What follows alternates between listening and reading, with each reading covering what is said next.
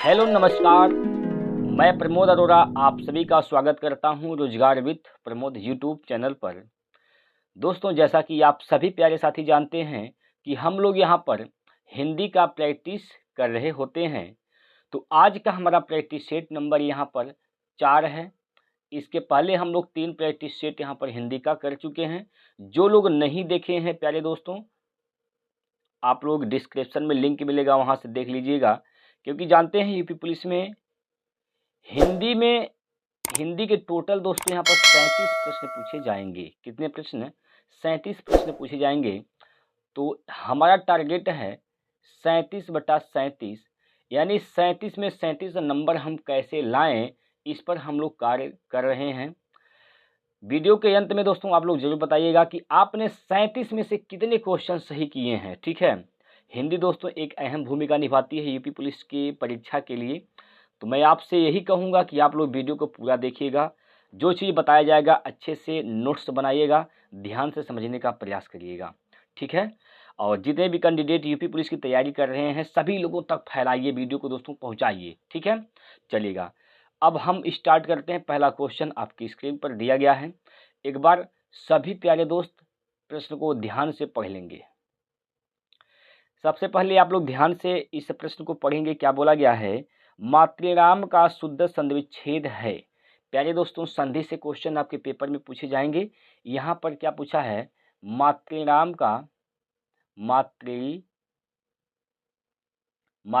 का शुद्ध संधिविच्छेद क्या होगा? तो प्यारे दोस्तों, मातृनाम का शुद्ध संधिविच्छेद होता है मातृधन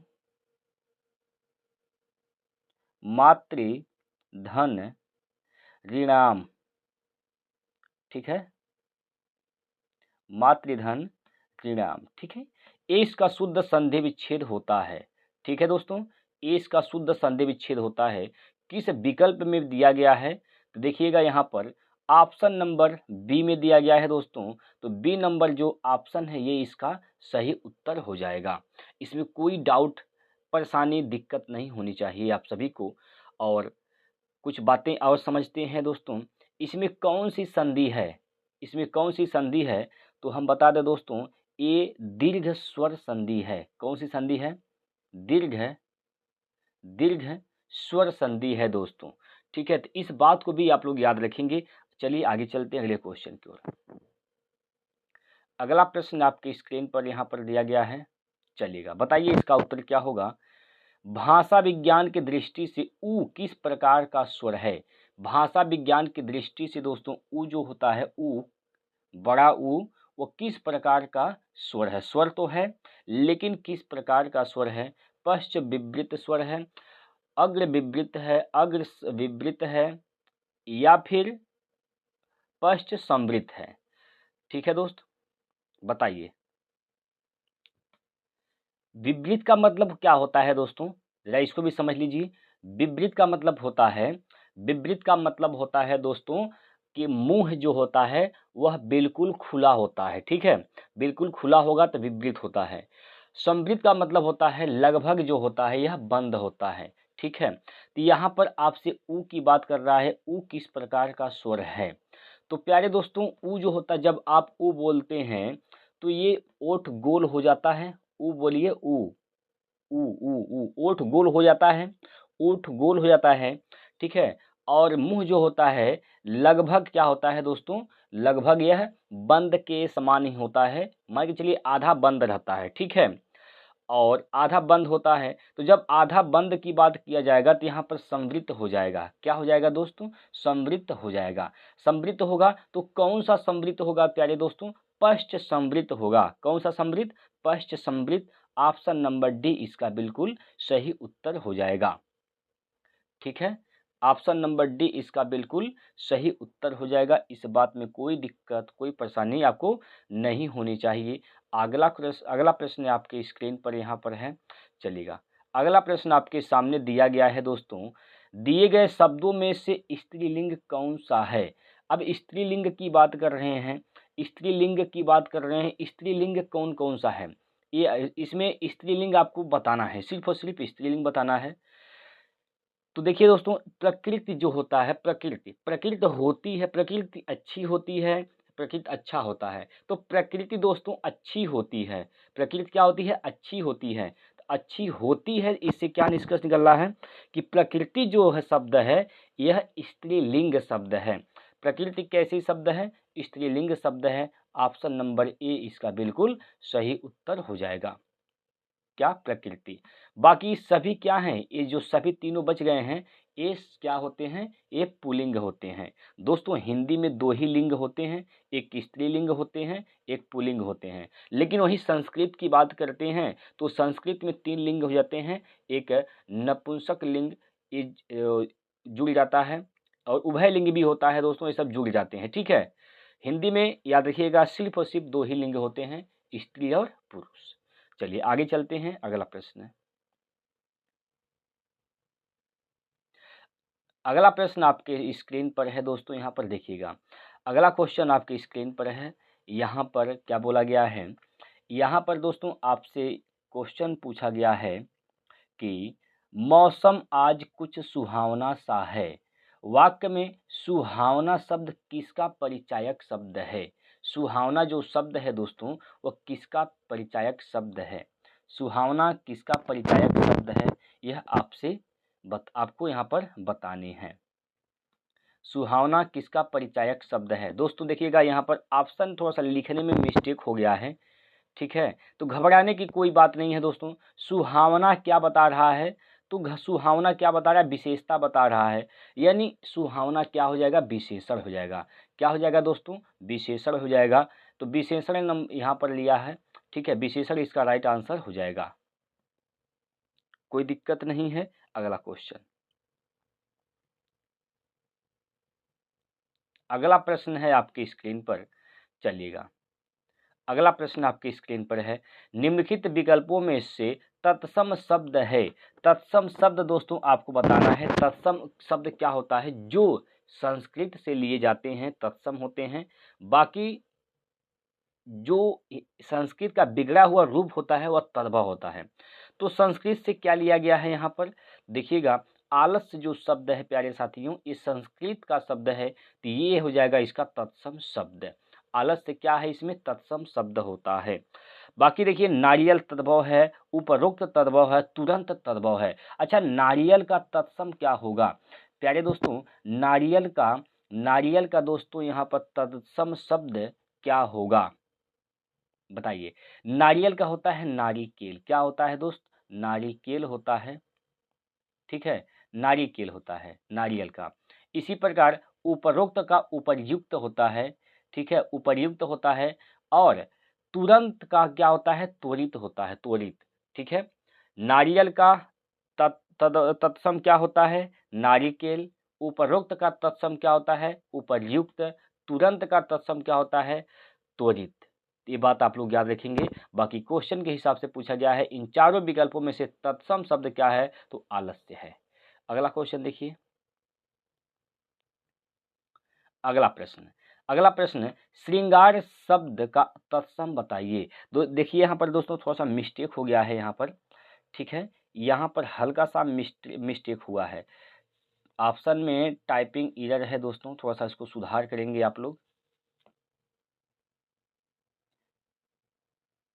ये जो श्रृंगार लिखा हुआ है दोस्तों, ये वाला श्रृंगार जो लिखा हुआ है, ये वाला, यह इस प्रकार से लिखा गया है। ठीक है, श्रृंगार। ठीक है दोस्तों, इस प्रकार से यहाँ पर लिखा गया है। ठीक है, हाँ जी। अब आइए क्वेश्चन के हिसाब से क्या बोला गया है, श्रृंगार शब्द का तत्सम क्या होगा।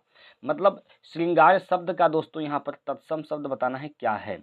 श्रृंगार का तत्सम शब्द क्या है?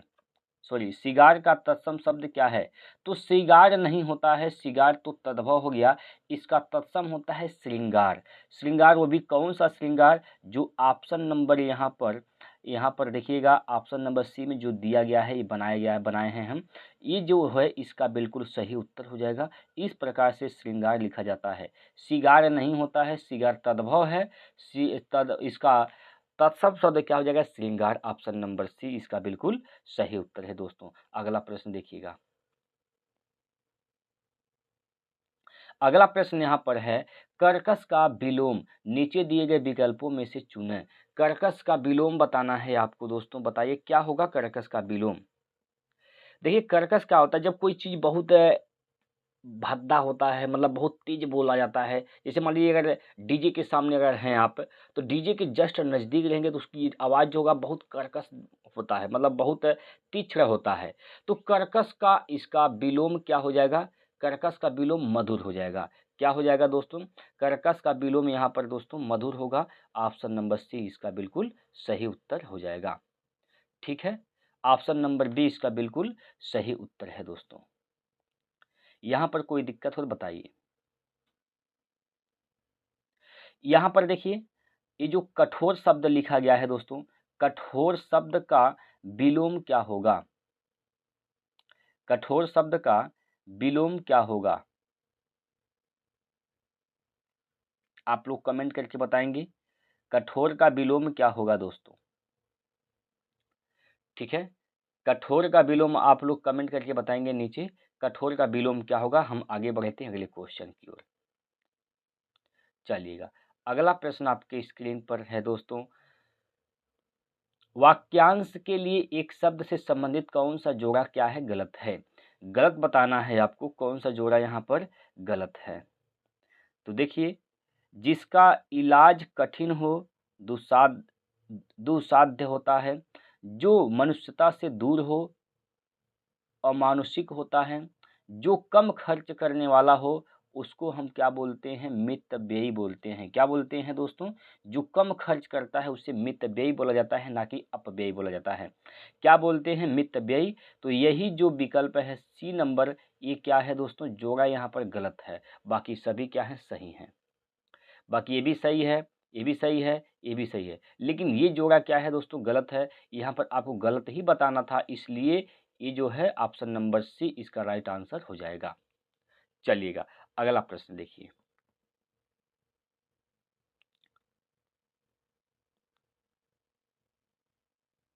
अगला प्रश्न है दोस्तों आपके स्क्रीन पर, चलिएगा, अगला प्रश्न आपके स्क्रीन पर है, आखिर एक दिन अत्याचार का भी अंत होता है और अत्याचारी अपने दुष्कर्मों के लिए स्वयं रिक्त स्थान पर मुहावरे का चयन कीजिए।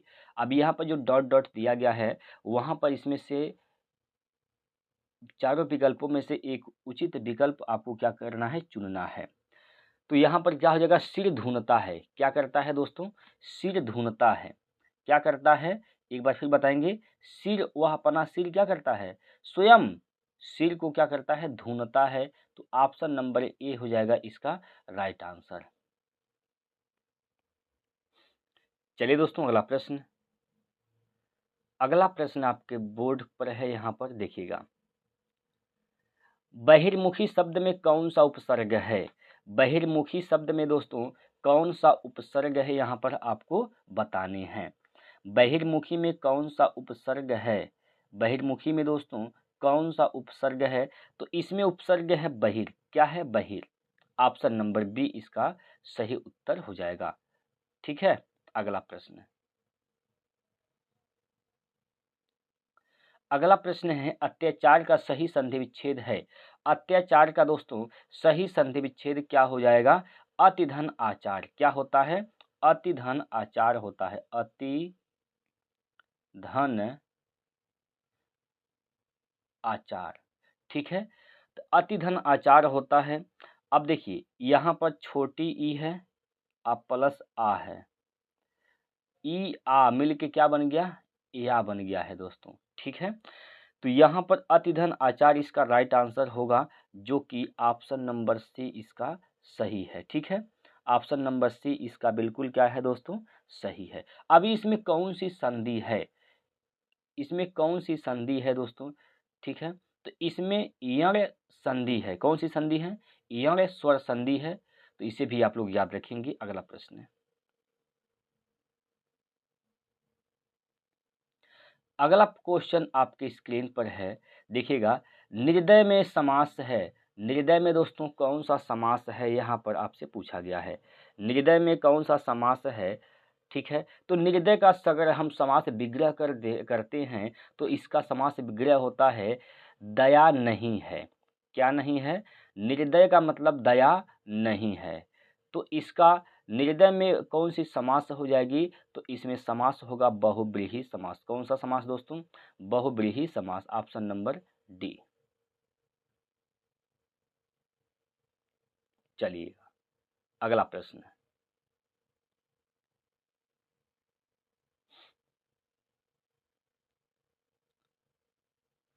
अगला प्रश्न है, निम्नलिखित में से संयुक्त वाक्य का चयन कीजिए।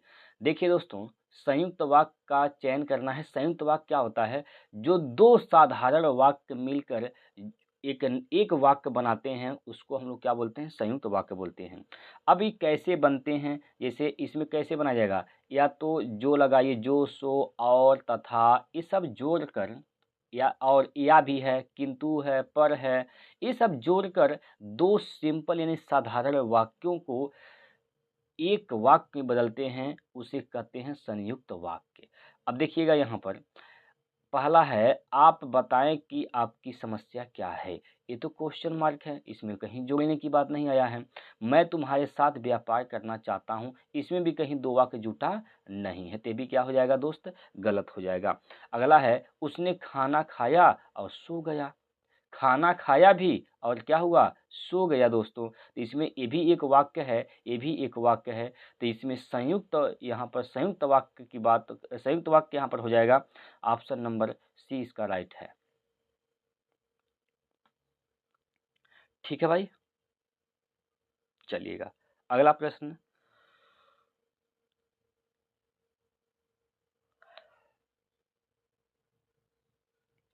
चलिएगा अगला प्रश्न, यहाँ पर दिए गए शब्द में समानार्थी शब्द का चयन करें। द्वार का समानार्थी शब्द क्या होगा? तो दोस्तों, द्वार का समानार्थी शब्द क्या हो जाएगा? कपाट हो जाएगा। क्या हो जाएगा दोस्त?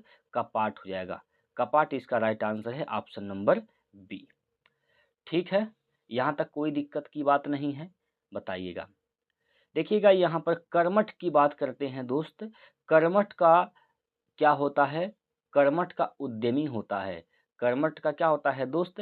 तो कर्मठ का उद्यमी होता है। कपट का बताइए क्या होता है? कपट का, कपट का यहाँ पर समानार्थी शब्द क्या होगा? कपट का समानार्थी शब्द क्या होगा दोस्तों? तो कपट का मतलब होता है कुटिलता। नहीं कहते हैं कोई कपट छपट ले रहा है, मतलब कि अ, उसको क्या बोलते हैं? जो कपट लेता है, नहीं कहते हैं कुछ कपट लिया होगा, सामान ले रहे हैं तो कहते हैं कुछ कपट लिया होगा। तो इसका मतलब क्या होता है? कुटिलता होता है। ठीक है, वहीं सपाट की बात करते हैं दोस्त। हम सपाट की बात करते हैं, सपाट का मतलब होता है समतल। ठीक है, इसका उत्तर क्या हो जाएगा? Option number B. चलिए अगला प्रश्न।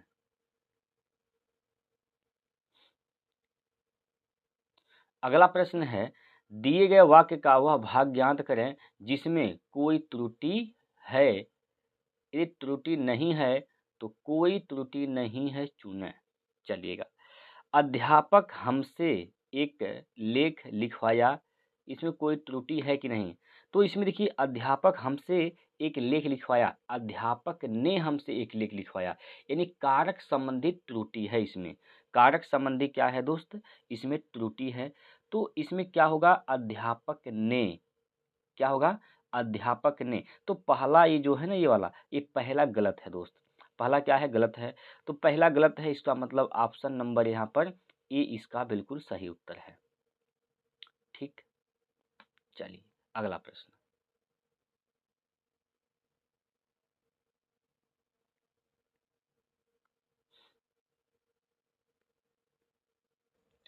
चलिए दोस्तों, अगला प्रश्न है, दिए गए वाक्य में रेखांकित खंड की प्रतिस्थापित करने, रेखांकित खंड को प्रतिस्थापित करने के लिए सबसे उपयुक्त विकल्प का चयन करना है। यदि प्रतिस्थापित करने की आवश्यकता नहीं है तो विकल्प किसी बदलाव की आवश्यकता नहीं है का चयन करें। ठीक है, चलिएगा।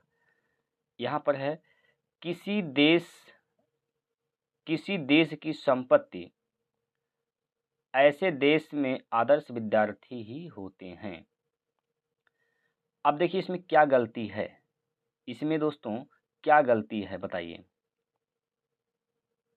तो यहाँ पर होना चाहिए था, देखिए यहाँ पर क्या होना चाहिए था, इस बात को समझते हैं।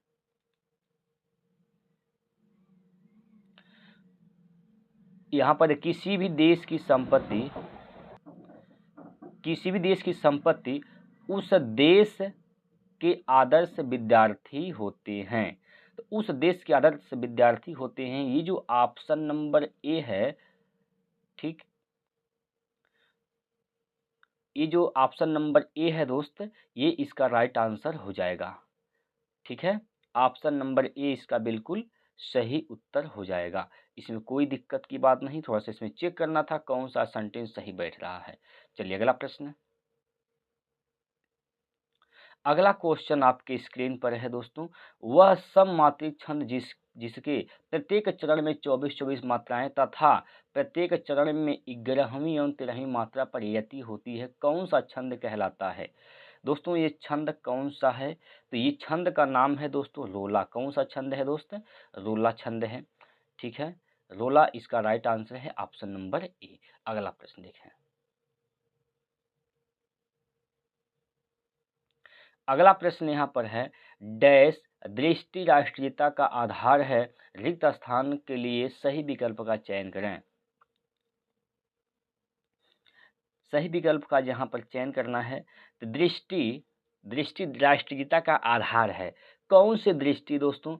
धर्मनिरपेक्ष, धर्म सम्मत, धर्म सापेक्ष, धर्मानुसार। तो यहाँ पर धर्मनिरपेक्ष, कौन सा निरपेक्ष? धर्मनिरपेक्ष दृष्टि राष्ट्रीयता का आधार है। तो धर्मनिरपेक्ष इसका बिल्कुल सही उत्तर होगा ऑप्शन नंबर ए। चलिएगा अगला प्रश्न देखते हैं दोस्तों। अगला क्वेश्चन आपकी स्क्रीन पर है। यहाँ पर पैसेज दिया गया है दोस्तों। पैसेज 19 से लेकर 23 तक यहाँ पर पैसे संबंधित क्वेश्चन पूछे जाएंगे। सबसे पहले क्या करिए, आप पैसेज को बड़े ध्यान से आराम से पढ़ लीजिए। चलिएगा स्टार्ट करें पढ़ना। देखिए, मानव के मर्म स्थल में परोपकार और त्याग जैसे सद्गुणों की जागृति तभी हो पाती है जब वह अपने तुच्छ भौतिक जीवन को नगण्य समझकर उत्साह उमंग के साथ दूसरों की सेवा शुश्रूषा तथा सत्कार करता है। यह कठोर सत्य है कि हम भौतिक रूप में इस संसार में सीमित अवधि तक ही रहेंगे। हमारी मृत्यु के बाद हमारे निकट संबंधी, मित्र, बंधु बांधव जीवन भर हमारे लिए शोकाकुल और प्रेमाकुल भी नहीं रहेंगे। दुख मिश्रित इस निर्बल भावना पर विजय पाने के लिए तब हमारे अंतर्गत में एक विचार उठता है कि क्यों न हम अपने सत्कर्मों और सद्गुणों का प्रकाश फैलाकर सदा सदा के लिए अमर हो जाएं। सेवक प्रवृत्ति अपनाकर हम ऐसा अवश्य कर सकते हैं। अपने निस्वार्थ व्यक्तित्व और परहित कर्मों के बल पर हम हमेशा के लिए मानवीय जीवन हेतु उत्प्रेरणा बन सकती हैं। मनुष्य जीवन को सद्गति प्रदान करने के लिए यह विचार नई है। ऐसे विचार सज्जन मनुष्यों के अंतर्गत में सदा उठते रहते हैं तथा उन्हें अपनाकर वे दुनिया में अमर भी हो गए हैं।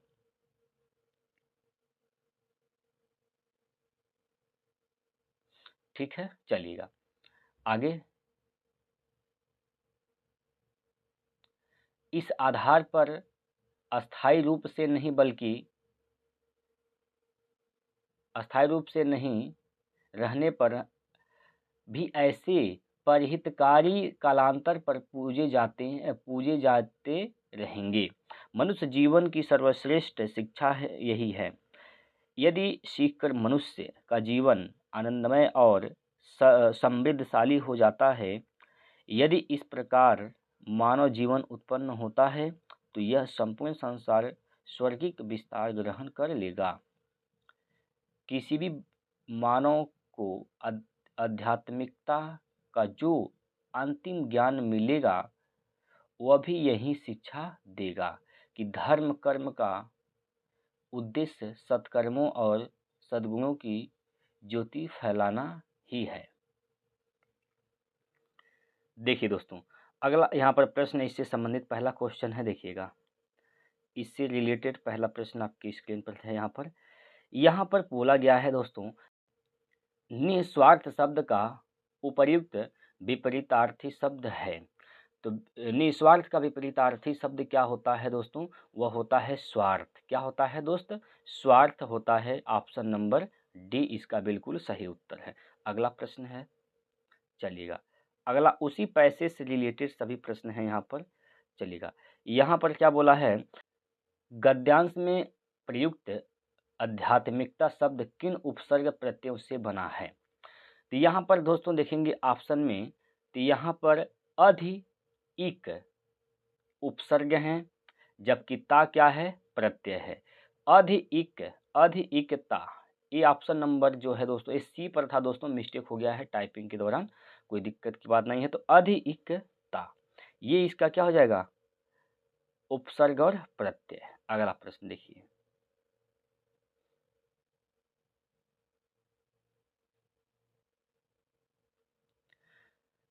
ऐसे परोपकारी लोग सदा पूजे जाते रहेंगे। कैसे परोपकारी लोग सदा पूछे पूजे जाते रहेंगे दोस्तों? किस प्रकार के परोपकारी लोग हैं जो सदा पूजे जाते रहेंगे? तो ऐसे हैं जो सेवक प्रवृत्ति अपनाकर परहित करते रहें। ठीक है, सेवक प्रवृत्ति अपनाकर परहित करते रहें। ऐसे लोग, ऐसे जो परोपकारी लोग होते हैं वो सदा पूजे जाते हैं दोस्तों। ठीक है, ऑप्शन नंबर डी इसका बिल्कुल सही उत्तर है। अगला क्वेश्चन, अगला प्रश्न है, कठोर सत्य किसे कहा गया है? कठोर सत्य किसे कहा गया है दोस्तों? बताएंगे सभी लोग। कठोर जो सत्य है वह किसे कहा गया है? कठोर सत्य किसे कहा गया है? तो ये कहा गया है दोस्तों, भौतिक शरीर की नश्वरता, भौतिक शरीर की नश्वरता को कठोर सत्य कहा गया है दोस्तों। ठीक है भाई, ऑप्शन नंबर यहाँ पर ए बिल्कुल सही उत्तर है। ठीक, अगला प्रश्न, अगला क्वेश्चन आपके स्क्रीन पर है दोस्तों। यहाँ पर क्या बोला गया है? इस प्रश्न में कहा गया है, निर्बल भावनाओं पर विजय पाने के लिए क्या किए जाने की आवश्यकता अपनाई गई? क्या करने की आवश्यकता अपनाई गई है दोस्तों? तो ए है जो ऑप्शन नंबर यहाँ पर देखेंगे, डी इसका बिल्कुल सही उत्तर है। अच्छे कर्मों से नाम अमर कर लेना। किस कर्म से? अच्छे कर्मों से दोस्तों। तो ऑप्शन नंबर डी इसका बिल्कुल सही उत्तर है। अगला प्रश्न, अगला प्रश्न है दोस्तों, श्रद्धानंद का संधि विच्छेद क्या होगा? श्रद्धानंद का दोस्तों संधि विच्छेद क्या होगा? श्रद्धा धन आनंद। क्या होगा? श्रद्धा धन आनंद। श्रद्धा धन आनंद। ऑप्शन नंबर यहाँ पर देखिएगा, ऑप्शन नंबर यहाँ पर बी बिल्कुल सही उत्तर है, श्रद्धा धन आनंद। श्रद्धा धन आनंद दोस्तों। इसमें कौन सा संधि है? तो दीर्घ स्वर संधि है, इस बात को भी आप लोग नोट करेंगे। अगला क्वेश्चन आपकी स्क्रीन पर, चलिएगा, बालक इस पुस्तकालय में पढ़ रहा है, वाक्य में क्रिया है। बालक जो है इस पुस्तकालय में पढ़ रहा है, तो इसमें कौन सी क्रिया होगी दोस्तों? बताएंगे कौन सी क्रिया होगी? इसमें क्या लगाने से अगर जवाब मिलता है प्रश्न का, तो समझिए इसमें इसको हम सकर्मक क्रिया बोलेंगे। अगर जवाब नहीं मिलता है, अकर्मक। ठीक है,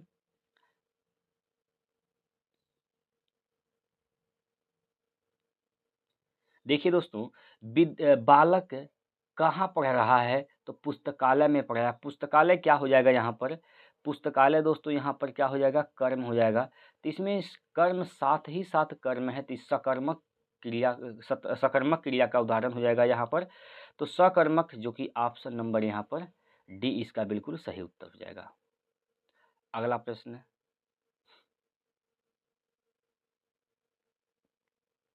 अगला प्रश्न है दोस्तों, निम्न में एक देवता का पर्यायवाची शब्द नहीं है। देखिए, पर्यायवाची शब्द किसका नहीं, देवता का। देखिए, निर्जर होता है, त्रिदश होता है, गिरवाण गिरवाण ये भी होता है, लेकिन दोस्तों किंकर जो होता है यह देवता का पर्यायवाची शब्द नहीं होता है। किंकर जो है वह देवता का पर्यायवाची शब्द न होकर बल्कि किसका होता है, दास का पर्यायवाची शब्द होता है। ठीक है, चलिएगा अगला प्रश्न देखिए।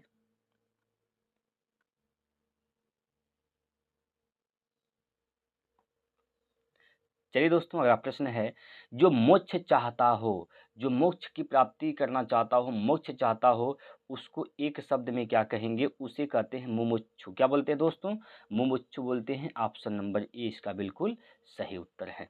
अगला प्रश्न देखेंगे बड़े ध्यान से, आराम से दोस्तों आप लोग पढ़ते रहिए, कोई धांधली नहीं है। ठीक है, कोई धांधली नहीं है। अगला प्रश्न है, सर्प, मेढक, सिंह, घोड़ा, वानर आदि, वानर हाथी भी है, आदि के लिए अनेकार्थी शब्द है। आदि के लिए क्या बताना है आपको, अनेकार्थी शब्द क्या है। ठीक है, इसका अनेकार्थी शब्द बताना है दोस्तों। अनेकार्थी ये सब किसके लिए होते हैं, ये सब हरि के लिए होते हैं। किसके लिए होते हैं दोस्तों, हरि।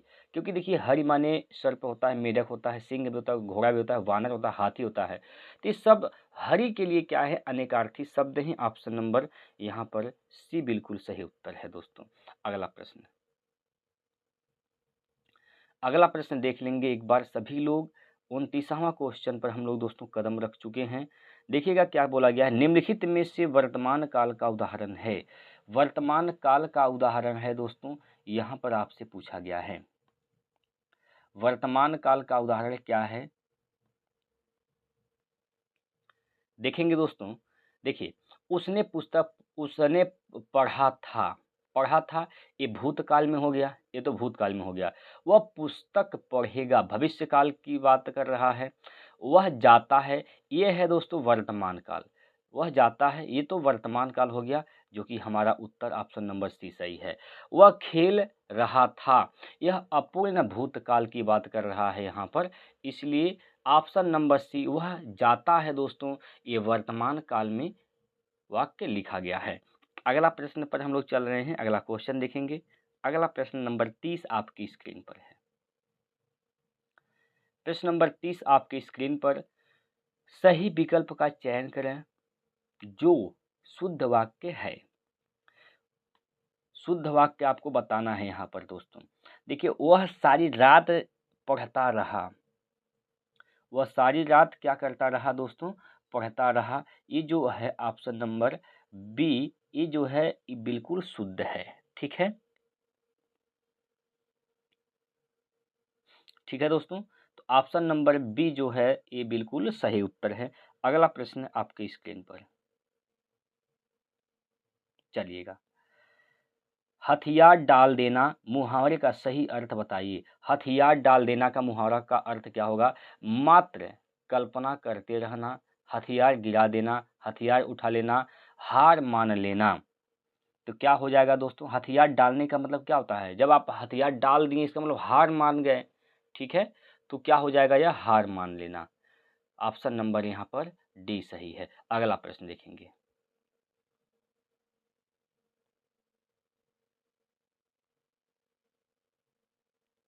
चलिए अगला प्रश्न देखिए दोस्तों, यहाँ पर क्या बोला गया है, इनमें से कौन सा जोड़ा सही है। इसमें बताना है आपको दोस्तों, कौन सा जोड़ा जो है वह सही है। प्रिय प्रवास हरि अवध का है, सांद गीत प्रसाद जी का है कि नहीं है, आंसू निराला का है कि नहीं, साकेत तुलसीदास का है कि नहीं, कौन सा इसमें सही जोड़ा है यहाँ पर आपको बताना है। ठीक है भाई, यहाँ पर दोस्तों आपको बताना है कौन सा जोड़ा यहाँ पर सही है। तो ध्यान से समझने का प्रयास करेंगे। प्रिय प्रवास हरिऔध जी का है, प्रिय प्रवास किसका है दोस्त, हरिऔध जी का है। तो ऑप्शन नंबर ए इसका बिल्कुल सही है, बाकी कोई मैच नहीं कर रहा है। ठीक है, इसलिए ऑप्शन नंबर ए ही इसका बिल्कुल सही उत्तर है। अगला क्वेश्चन देखेंगे दोस्तों। अगला प्रश्न आपके सामने 33वां क्वेश्चन पर हम लोग आ चुके हैं। देखिए, चिर जियो जरी जोरी जुरे क्यों न स्नेह गंभीर, कुघट के वृष मानुजा वे हलधर के वीर, में कौन सा अलंकार है। अब यहाँ पर दोस्त आपसे क्या पूछ लिया, यहाँ पर अलंकार पूछ लिया है, तो बताएंगे इसमें कौन सा अलंकार है। बताइए दोस्तों, 33 नंबर क्वेश्चन में कौन सा अलंकार है यहाँ पर आपसे पूछा गया है। तो प्यारे साथियों, यहाँ पर श्लेष अलंकार है, ऑप्शन नंबर सी सही है। श्लेष अलंकार दोस्तों, श्लेष अलंकार यहाँ पर है। ठीक है भाई, बताएंगे सभी लोग, कोई दिक्कत परेशानी नहीं है। अगला क्वेश्चन,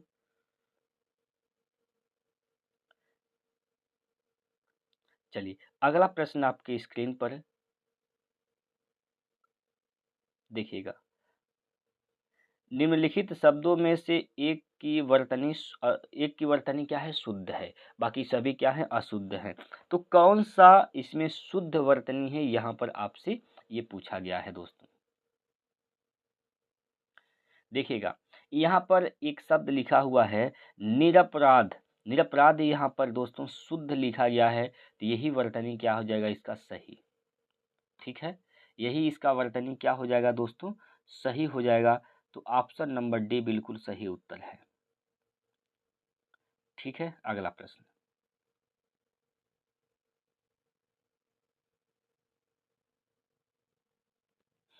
चलिएगा अगला प्रश्न है, निम्नलिखित में से कौन सा अव्यय का भेद नहीं है। अव्यय का भेद नहीं है दोस्तों, आपसे यहाँ पर पूछा गया है। देखिए, अव्यय के कुल 4 भेद होते हैं। क्रिया विशेषण अव्यय होता है, संबंध बोधक अव्यय होता है, समुच्चय बोधक अव्यय होता है तथा विस्मयादि बोधक अव्यय होता है। तो यहाँ पर आपसे पूछा गया कौन सा अव्यय का भेद नहीं है। कौन सा अव्यय का भेद दोस्तों यहाँ पर नहीं है।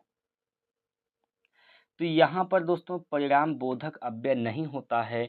ऑप्शन नंबर सी बिल्कुल सही है। हालांकि यह बी पर लिखा गया है, लेकिन सी लिख दिया गया है दोस्तों, घबराने की जरूरत नहीं है। लेकिन ठीक है भाई, परिणाम बोधक अव्यय नहीं होता है, तो यह भी आप लोग याद रखेंगे, ऑप्शन नंबर सी। चलिए अगला प्रश्न,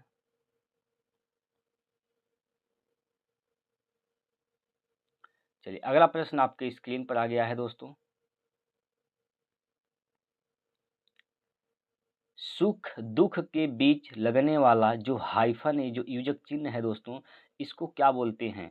अब ये चिन्ह लगा, इसको योजक चिन्ह बोला जाता है। क्या बोला जाता है दोस्तों, योजक चिन्ह बोला जाता है। उस चिन्ह का नाम प्यारे साथियों योजक चिन्ह है। ऑप्शन नंबर बी इसका बिल्कुल सही उत्तर है। तो चलिए अगला क्वेश्चन, और आज हम लोग पहुंच चुके हैं अभी यहाँ पर 37वें क्वेश्चन की ओर, और ये 37वां क्वेश्चन आज के लिए लास्ट प्रश्न है दोस्तों। ठीक है, लास्ट प्रश्न है, देखिएगा। ई प्रत्यय किस शब्द में नहीं है। ई जो प्रत्यय है दोस्त किस में नहीं है, तेली चमेली रेती खेती किस में नहीं है। ई प्रत्यय किस में नहीं लगा हुआ है दोस्तों। चलिएगा, तो ई जो प्रत्यय है प्यारे साथियों चमेली में नहीं है। किस में नहीं है दोस्त, चमेली में नहीं है, बाकी सभी में है। ऑप्शन नंबर बी इसका बिल्कुल सही उत्तर हो जाएगा। ठीक है, तो हम लोग दोस्तों धीरे धीरे 37 क्वेश्चन कर चुके हैं। उम्मीद करता हूँ आप लोगों को भी समझ में आया होगा, और आप लोग का स्कोर क्या रहा आप लोग हमें ज़रूर बताएंगे। ठीक है, तो फिर हम मिलते हैं कल, तब तक के लिए जय हिंद, जय भारत, वंदे मातरम।